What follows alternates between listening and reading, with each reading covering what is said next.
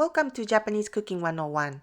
Today we are making Tonteki, sautéed pork loin with a garlicky savory brown sauce.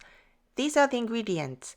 For more information and complete recipe, visit our website japanesecooking101.com.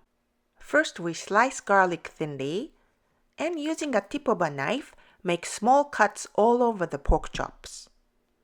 Sprinkle some salt and pepper on both sides of meat and let sit for 10 minutes. Remove any moisture with a paper towel.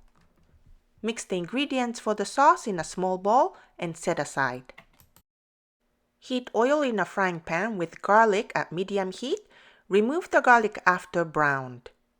Then add pork and cook for 2 to 3 minutes if it's thin cut or longer for thicker chop. And flip and cook on the other side until cooked through. Add the prepared sauce to the pan and coat with the meat. Remove the meat from the pan and cut into pieces so that it's easy to eat with chopsticks.